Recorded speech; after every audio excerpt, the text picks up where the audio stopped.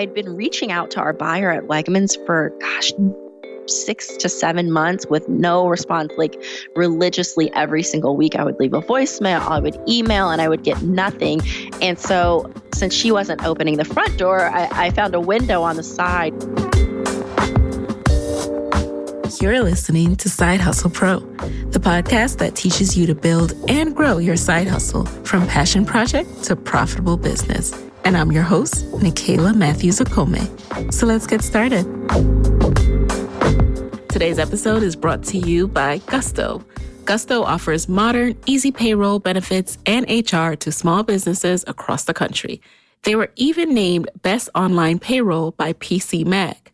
And as a Side Hustle Pro listener, you will get 3 months free when you run your first payroll. So sign up and give it a try at gusto.com/SHP. That's gusto.com/SHP. Hey guys, welcome back to the show. Today in the guest chair, we have Denise Woodard, the founder of Partake Foods. Partake Foods provides meals and snacks that are delicious, safe, and nutritious for conscious eaters. They are free of gluten, the top 8 allergens, and artificial ingredients. Made with real foods like sprouted grains, fruits, and vegetables, Partake products give peace of mind to those with dietary restrictions and simple enjoyment to those without. Denise, welcome to the guest chair. Thank you. I'm so excited to be on. I'm very excited to have you. As someone who is a hypochondriac, some would call it, I have diagnosed myself with a little bit of gluten intolerance. I have no idea if this is true, but I'm curious to know, why were you so passionate about starting a gluten-free food company? So I spent my career previously in consumer packaged goods and was at Coca-Cola working on entrepreneurial brands. And so I was very interested in the entrepreneurial food and beverage space, but didn't have an idea. But that changed in early 2016. My daughter was around 1 at the time. And I remember it was a Wednesday afternoon, and our nanny screamed from the living room, and she'd taken a bite of this snack that was made out of half peanut and half corn. And as soon as she bit into it, her lips began to swell. She had trouble breathing. She turned blue in our living room. Thank God we live really close to a hospital. But I don't have food allergies. My husband doesn't have food allergies. And so they weren't really on my radar. But after that, we learned that my daughter suffers from multiple food allergies. And so Partake was born out of a desire to make better for you snacks that actually taste good, that my daughter and other children who suffer from food allergies or those with self-diagnosed gluten intolerance yes. Enjoy. Thank you. But oh my God, how terrifying. That sounds so horrific as a parent to have to experience that. Now, at what stage, after going through that experience, coming back from the hospital, did you say, I'm actually going to start this? Or did you at first try to find some products in your local grocery store? We definitely tried to find things. And so we live in Jersey City, right across the river from Manhattan. So we have every kind of health food store you can think of, like at our disposal. And so I went to look for things that had good ingredients and tasted good. And what I was finding was things that had ingredients I felt good about, my daughter would literally refuse to eat. It was terrible. And I'm not gluten-free or vegan. And so I always equated those things with healthy, but very quickly realized it could mean full of gums and starches and a ton of sugar. And so the idea for Partake was probably about 4 months after our food allergy scare. And once again, we were back in our living room, and our wise nanny was like, why is your 1-year-old on a paleo diet? And I was like, that's a good question, but it's because I can't find anything that she can eat that I want to give her. I'm working like crazy, traveling like crazy. Like I don't have time to make every baked good from scratch. She's like, you should start a food company. It's like, you know what? I should. And I think at the time it sounded a lot easier than it's proved to be. But now I'm so passionate about it. And we're so far down this rabbit hole that we're going to keep going. Yes. And at the time, so you were working at Coca-Cola. What did your role there entail? You said you were traveling a lot.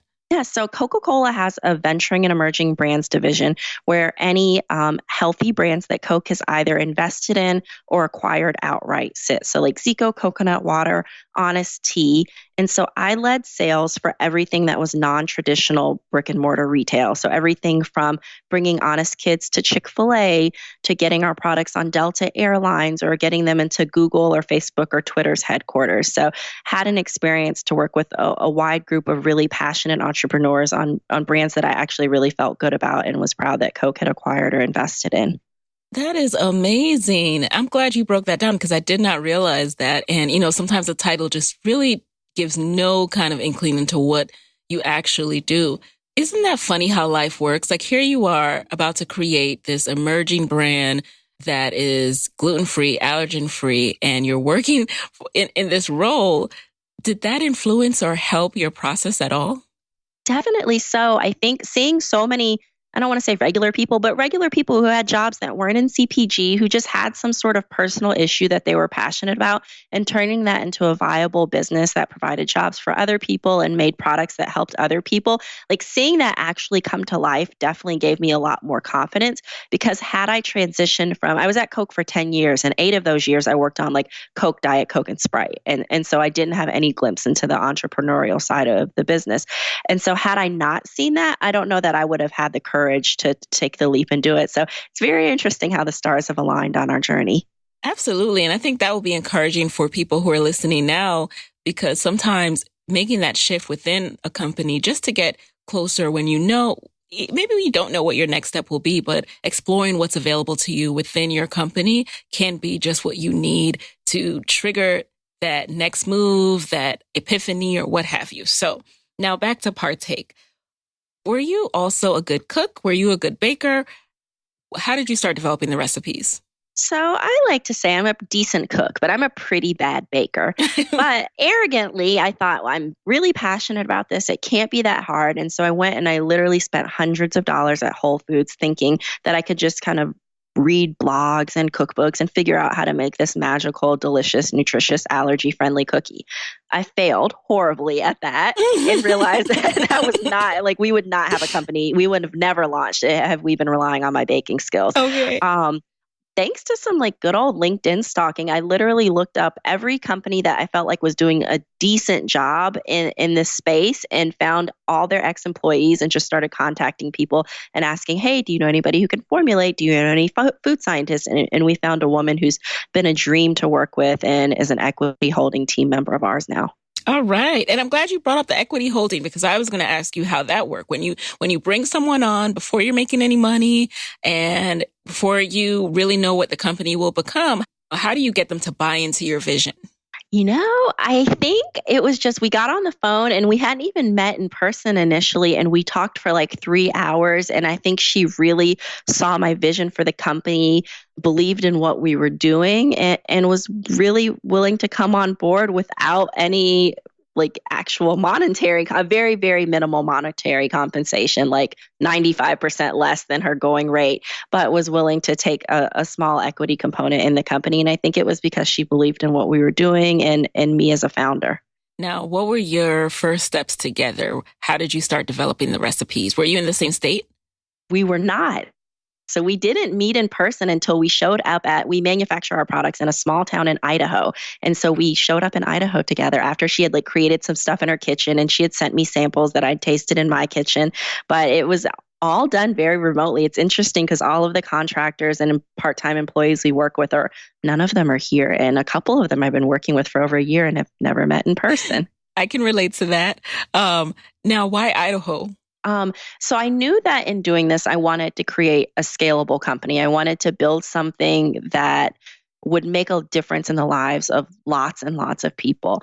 And so there was no point in my mind in making an allergy-friendly product if I was going to make it in a facility right next to like gluten or nuts or soy or dairy. And so at the time, there was only one independently owned facility in the country that was top 8 allergen-free. And they work with some of the biggest gluten-free companies in the country, and they don't really work with startups. And so that was another one of those, like, hop on the phone and just have somebody believe in your passion and your vision for the company. And definitely, like, deal was not done after phone call number 1 or 2 or 3, but with persistence and maybe borderline stalking, we were able to get them to agree to work with us. And we've been working with them for a couple years now, and it's been great. So who were you stalking? And did you find that person on LinkedIn too? It's interesting. I think there's another business venture here. So in the food space, finding what we call like a co-packer or contract manufacturer is really hard. It's like they don't want to be found. They don't have websites, like place to just go find them. And so I think I was literally on page like 13 or 14 of some sort of food allergy mom message board, and someone was interrogating a company about their manufacturing processes. And the company said, well, we manufacture in this small town in Idaho, and named the town. And so then I was able to kind of literally like phone book comb all the food manufacturers in that town and give them a call. Wow. So that was a little more old school, just like literally pulling out a phone book. That is persistence, because first of all, what is a phone book, right? Where can I find one today?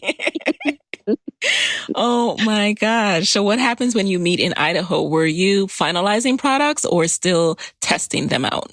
We were finalizing. And so luckily the person we're working with, she's been an absolute dream. She has a really extensive background in product commercialization. So she's taken several things kind of from idea to finished product on shelf. So she felt really good that with the samples she had provided me, she'd be able to go in and within a day or two of work, we'd be able to have something that we would be ready to sell to retailers. And thank goodness she was right. So once we were there, it was really just bringing the formulas that she'd created to life. Awesome. And this co-packer, so does this mean they're putting the cookie together and they are also packing it into the boxes? Exactly. Yep. So we ship the ingredients to them. They bake everything, package everything, and then it goes out to different retailers. Wow. Did you ever at any point think of doing this in your own small kitchen as just a test? So maybe it's a blessing in disguise, but in New Jersey, there's no cottage food law. So you actually can't legally sell product you've made in your kitchen to anyone. So otherwise, I probably, had there been a commercial kitchen opportunity available, I probably would have tried that. Had I been able to make it in my kitchen, I probably would have tried that. And so I've kind of considered it a blessing and a curse. It made us have to go fairly big pretty quickly, but otherwise I may have been scared to take that leap to move to a co-packer. Got it. And how long did it take you from the idea to that trip to Idaho to finalize? It was 1 year. So it was June 2016 when we were in my living room and Martha said, you should start a food company. And it was July 2017 when we did our first production run in Idaho. How big was that production run? How did you decide how big of an inventory load you wanted? So it was partially decided for me because it's such a large manufacturer that we're working with. They obviously didn't want us to go out of business before we were in business, but they have minimum, their mixer is a 500-pound mixer. So it can only hold it has to hold at least a certain amount of product. So I think we probably got maybe 3,000 boxes out of that run. And so they took it easy on me because it's much smaller than they would normally mandate. But it was a lot more than I knew what to do with. We'd had a Kickstarter campaign we needed to fulfill, probably about 1,000 boxes, but I had a storage unit across the street from my house, a climate-controlled storage unit with 2,000 boxes of cookies in it. And I was like, okay, these need to be sold ASAP. Yes. And we didn't have any commitments from retailers or anything at that point. So tell us about the Kickstarter now. What stage during that year did you start the Kickstarter and how much did you raise?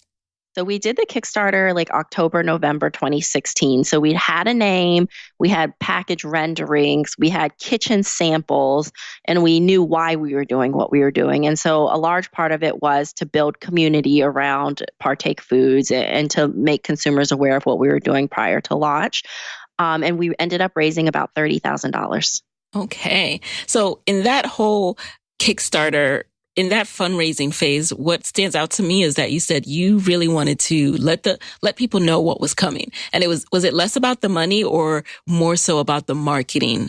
It was more so about the marketing, but if I could go back and do things again, I should have done more research on this, but Kickstarter, in terms of their consumer, it's not my consumer. The food allergy mom doesn't even know what Kickstarter is. And so it ended up being a lot of friends and family and us begging our networks, support and share this and share this. And so, it ended up turning out great. But for the effort that we put into it, I don't know that Kickstarter was the right platform for us. That's good to know. And it's good to know where your audience is too. Where would you say that allergy friendly, conscious mom is these days?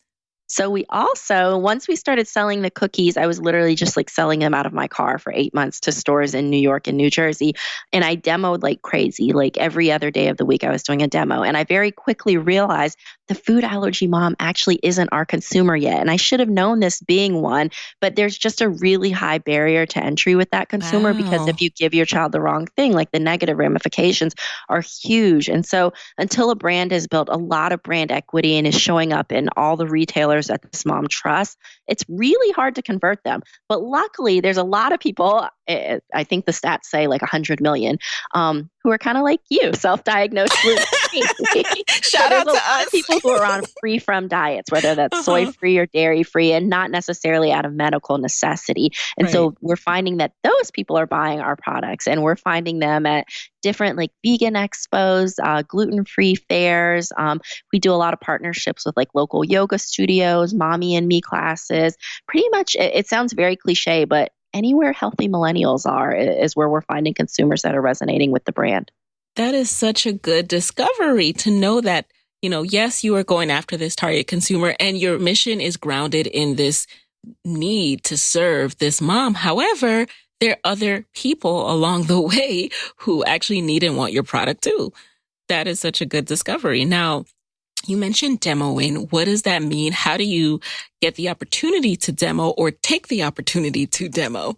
And most stores are actually really supportive because the more you sell, the more it helps them, the more money they make. And so literally it's asking your local grocery store manager if you can set up a table in their store and hand out samples of the product to their customers, hoping that people will purchase the product. So what's also interesting to me about your business is it was very important to you that this tastes good. And it's hard to believe that with all these products out there that are health conscious and gluten-free, that it's so hard finding good tasting stuff. That said, I've tasted a lot of cardboard in my quest for healthy snacks. So how did you solve for that? I will say, I think our food scientist is an angel. I gave her some metrics in terms of, I knew we wanted to include fruit and vegetables in every cookie. I knew we wanted to have considerably less sugar than everyone else. And I knew I wanted to use more nutritionally stable flours like sprouted buckwheat, sprouted millet, oat, and cassava versus some of the like white rice flour and other flour options that usually exist in gluten-free cookies. And she just made it come to life. So I really wish I had a better answer for you, but she just is a magician in the kitchen. Yes. Now, okay, so you're doing these demos and you end up in Whole Foods, Wegmans. How does that come about? And then what did that do for your co-packing and your order size? So Whole Foods came about once we started to get good reception in New York on our products, taste. I felt confident enough to start to try to scale the business.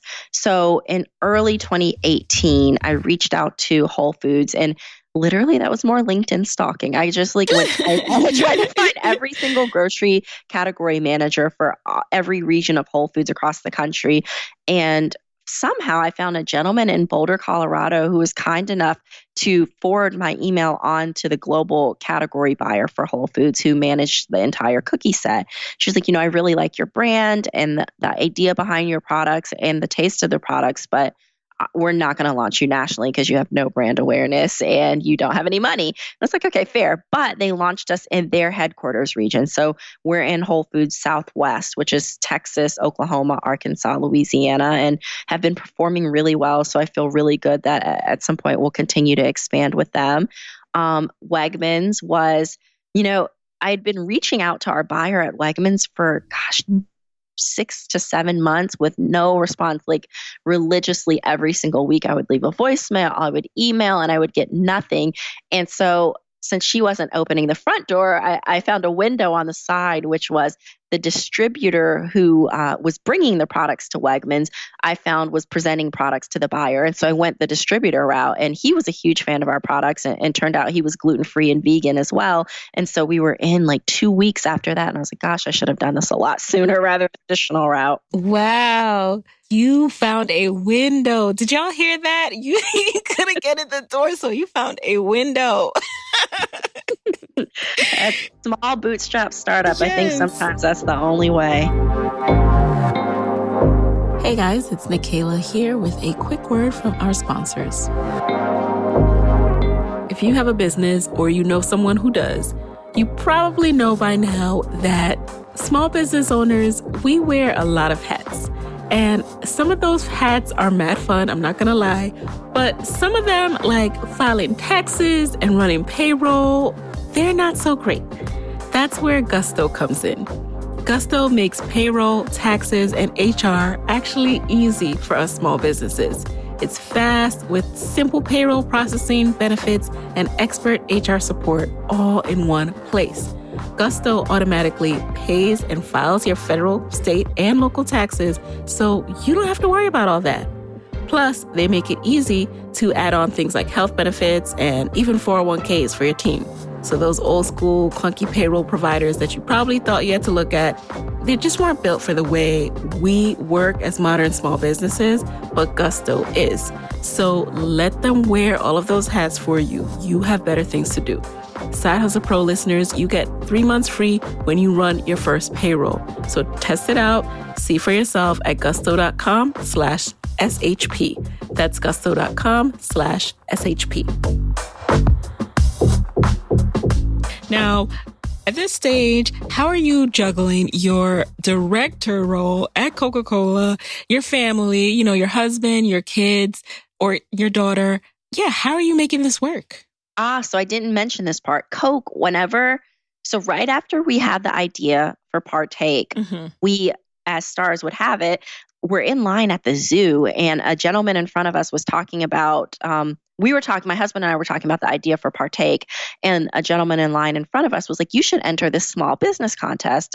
It's called the Start Something Challenge. It's for small businesses in New Jersey, and it's sponsored by like JP Morgan and Blackstone. And so we entered, and we ended up winning with just an idea. And that's really when I was like, okay, I'm going to do something with this. And so during that process, we got some media coverage. And the last thing I wanted was for my boss at Coke to see me on the newspaper, like selling cookies. Yes. So I had to tell Coke pretty early on after I had the idea what I was doing. And they gave me the ultimatum of, you can stay here until you start selling products to the same customers we sell to, which is pretty much every store in America. Yes. So it was a nice kick in the butt because once again, kind of like that commercial kitchen versus co-packer thing, I probably never would have had the courage to leave my job because I enjoyed it. I really enjoyed the salary. Yes. And so I don't know that I would have had the courage to leave. And so I had to leave Coke in August of 2017 when I started selling cookies. And so I think that was another thing that made me like hustle even harder because I was like, we have to start making up for the income that we're losing without me.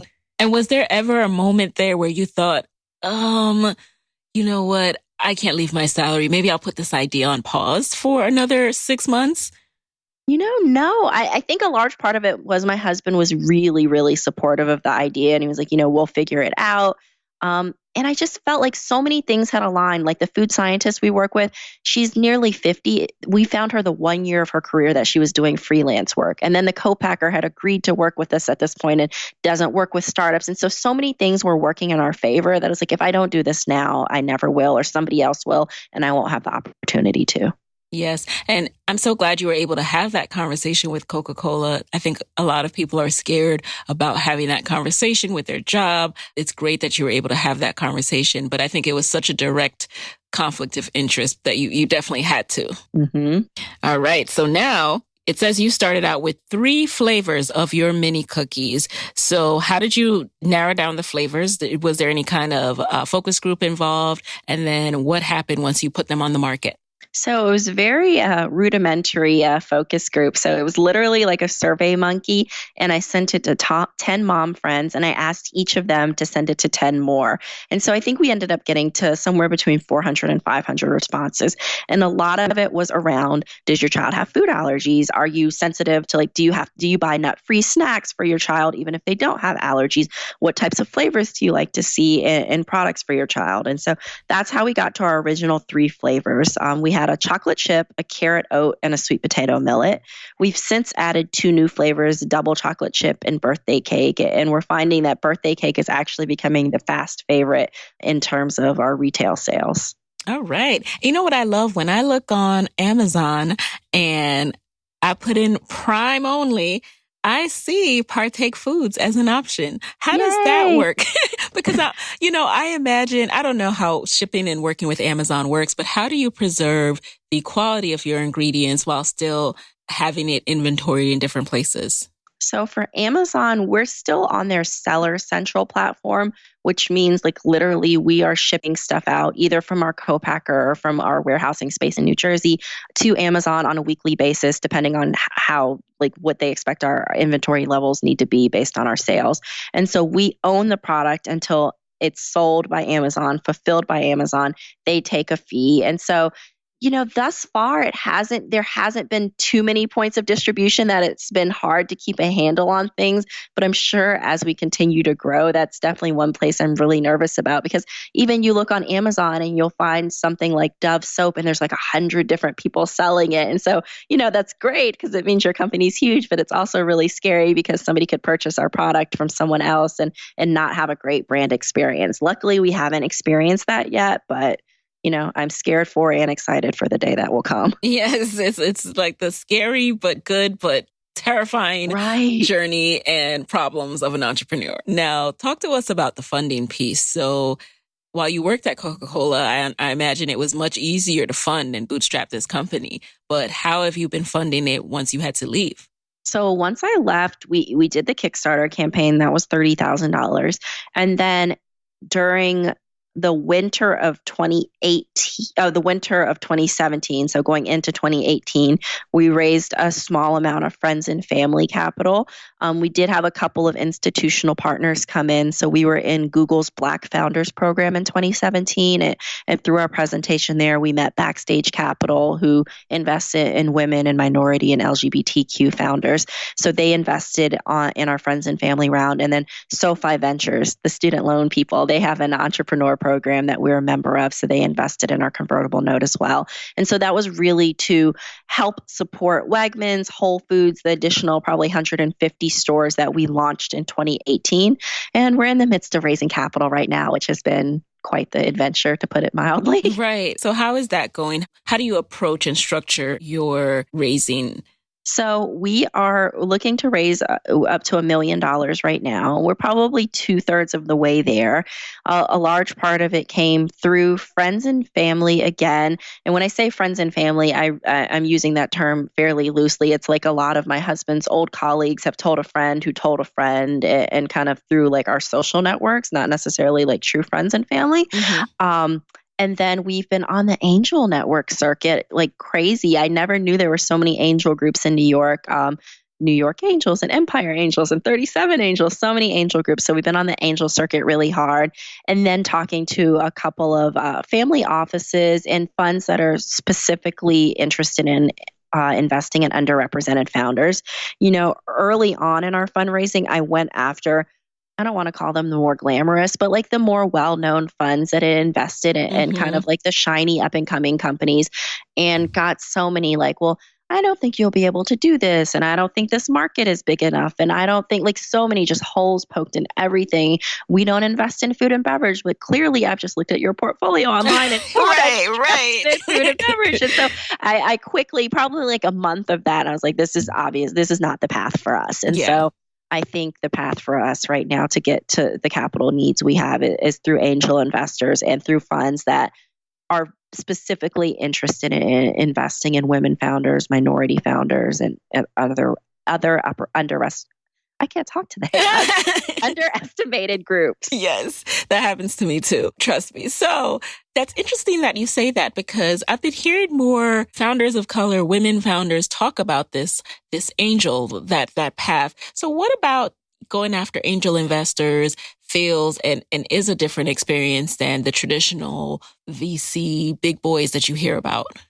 I think for the angel groups that we've talked to, it's nice because they're fairly large groups. So a couple of them, 40 to 70 people. And so the nice thing is that each one of those people is an accredited investor who can write their own check. And so everyone comes into that room with different experiences. So there's some women who want to support women founders.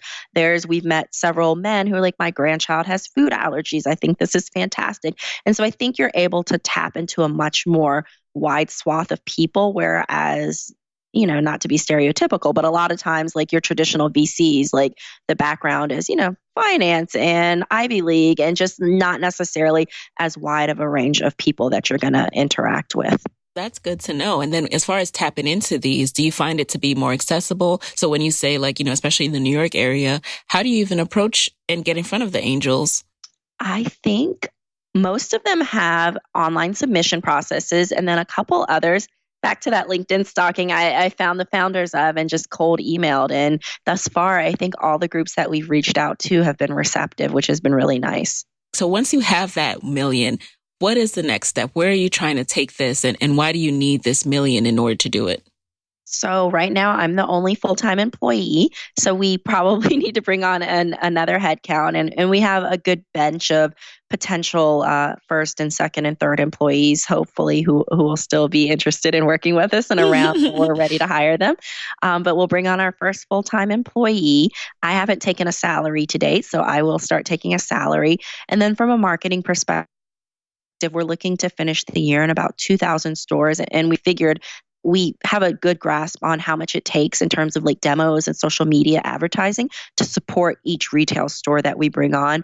So a good portion of that will go to marketing, and the remainder just goes to working capital for us. So there's a lag because, we have terms with our ingredient suppliers, like we can usually pay them 30 days after we purchase, but then it's our retail partners that sometimes aren't paying us on the terms. And so just being able to bridge that with some additional capital is really important as well. Speak on it. It's very important to have that working capital. And when you rely on people to pay you in order to pay other people, that's a dangerous line to walk. And you would think so. And I was very naive about this going into it because I thought, if you have all these big companies, of course they pay on time, but they're worse than our small independent It's stores. The biggest companies. It's the biggest companies that are the most on. Anyway, I digress. Yeah. Now, let's talk about the marketing piece, because you mentioned with more money, you'll be able to do more marketing. What have you done so far on a scrappy budget, just hustling? So we do a lot of in-store demos. We found that, a lot of times people hear gluten-free, dairy-free, soy-free, and think taste-free. And so, but once they're willing to try our product and have a chance to try our product, we find that we're able to easily convert people. So we do a lot of in-store demos. We do a lot of targeted social media. We do local events like vegan festivals and gluten-free festivals. And one interesting thing I wasn't necessarily expecting when we launched, considering I thought our consumer was going to be food allergy moms, we found that our highest repeat customer rate is with multicultural females. And so we're going to engage more in events like Blavity Summit 21 conference this year. And we're looking at Essence. And so going where the people who have been showing interest in our product and who have been buying our products, whether that's vegans or gluten-free by choice or African-American women, that's where we're going this year. All right. And yeah, I think that is so smart and so on the money. You're speaking to your customer right here. And it's so interesting because for a long time, I would say, this gluten. And my husband would be like, do you even know what gluten is? What is gluten? No, our house has gone gluten-free since our daughter's diagnosis with the allergies. And none of us are have an anaphylactic response, but there's a definite marked difference between when we eat gluten and when we don't. So I totally understand your gluten intolerance. Yes. Now let's talk about the mental and physical roadblocks as someone who has really invested her all into this, and I can tell that you are just all in. What have been some of the mental or physical roadblocks that this business has led to you having? I think it's the lack of self-care. And I know self-care, the whole phrase just seems so cliche and it's everywhere, but it's so, so critically important. I mean, in full disclosure, I never had any issues with anxiety or anything before starting this company, but I think the constant 18, 20-hour work days, working 7 days a week, it can just really like screw you up. And so Yeah. if you don't take the time to work out or to meditate or to do whatever it is that brings you a little bit of peace, like it's just not sustainable. So I think for me, it's just really trying to make time for self-care and prioritize like taking care of me. Because it's like, if I'm not working, I'm trying to make sure that everything is good for my daughter and for my husband and checking in on friends and family. And sometimes you forget to check in on yourself. And so Right. just like really making that a priority and not just saying it, but actually like carving out the time to do it, I think it is definitely something that I'm working on. Good. And, I think it's also stressful, and I can imagine there being anxiety because you had a 2-income household and you told us you don't take a salary. So as much as you have your husband, I think people always assume that, if you're an entrepreneur who's married, it's okay because your husband is taking care of everything. But I can imagine that caused shifts in how you guys lived your life, going from 2 incomes to 1. Definitely so. And I think, I underestimated how different it would be. But, like when we raise this money, I could choose to take a more significant salary, but I'm so all in on this business and wanting to pour like as much as we can back into the business that we're just not going to do that. And have you had to shift, for example, family vacations or even the care for your daughter just to scale back a bit? I think it's me that suffered. A lot of the stuff I used to do, like the self-care stuff, like the manicures and the pedicures and the massages and the hair appointments. Like if you saw me right now, you'd be like, "Where trained? It ran you over." And so I think it's a lot of that. Yeah. It's definitely the travel. It's the little stuff that we never thought about before. Like I used to go to the grocery store and not like look at anything, and now I'm like, that organic grass-fed meat I bought cost that much, and like just like things like that I didn't realize how much they were adding up in our life. And I mean, I will say we're still like super, super blessed that I'm even able to do this, but Yes. it definitely has caused some shifts. Of course. And, a lot of people lose money in their first few years of their business. What has been your experience as far as is Partake Foods profitable? If not, where are you guys? And if you are profitable, what are some things that you've been investing back into the business? So we're not profitable yet, but I think that if we can get to about 850 stores, which we should hit in Q3 of this year, we will be profitable. If we're able to, and I think that's a function of us keeping things so lean. That's like me and one employee. That's us not having an office space. That's like none of the fancy stuff that people like associate with a lot of startups. So it's like just bare bones, but we can invest in marketing. We can invest in the business. We can continue to grow the velocity and grow the revenue and be profitable, which is much more what I'm concerned about than like getting an office space. So hopefully by the end of this year, we will be in a space where we are profitable. All right. And does it matter where you're living? Like, do you want to be closer to your packer, or does any of that affect how you're able to operate the business? It's interesting that you asked this question because we've been talking about this at home this week because we live right outside of New York, which is such an expensive area. And I've been where we're talking about maybe we should just move somewhere else because I could really live anywhere. Because, it's nice to be able to go into the stores that we're in, but for the most part, honestly, my days are spent on the phone and on conference calls and in meetings and not necessarily in the stores. And knock on wood, our co-packer has been a dream thus far and really has things under control. So we're typically only seeing them when we're introducing a new flavor or if we're doing some sort of change to our existing recipes. So I don't think it matters where you live. And so I've seen a lot of food entrepreneurs move to less expensive places with less expensive costs of living to be able to invest more into their business. So, it's something that we're actually considering as well. Okay, up in the air. And as far as what's next, do you see yourself expanding into other areas of food? Definitely so. So my vision for Partake is that we will make meal and snack options that are delicious, nutritious, and allergy friendly so that everybody can enjoy. And so I think that our next couple of products will be in the snack category, but longer term, I think of like Annie's Organic and think they did a fantastic job cleaning up kids' products and think about doing something similar with Partake, but for products and making them allergy friendly. Got it. And you've started really attracting and generating buzz. Was this anything that you took specific steps to get into places, to get coverage from people, from brands like People and Babble, or did that happen organically? People, we were lucky because one of our best friends is an editor at People, but for the rest of them, like literally, it was almost like, how did the editor find our cookies? We were on vacation last year in the middle of the year, and I was reading a magazine at the pool, and I saw our cookies in Real Simple, and I was like, how did they find them? And now it's been just like people finding our product and sharing via word of mouth, and our friends and family just being generous with sharing our story and trying to get other people on board with our mission. And so, no budget for PR yet. Okay. And long term, would you consider acquisition? Is that something on your radar? Definitely something we're not opposed to if it's right for the company and the right partner comes along. Because I spent so much time in big food, I think sometimes big food gets a bad reputation that's not necessarily deserved. And I think that if we've built the right brand platform and we find a partner that's on board with that and going to continue to make products that meet our mission, that there's a lot of synergies that we could probably see from partnering with a larger food company.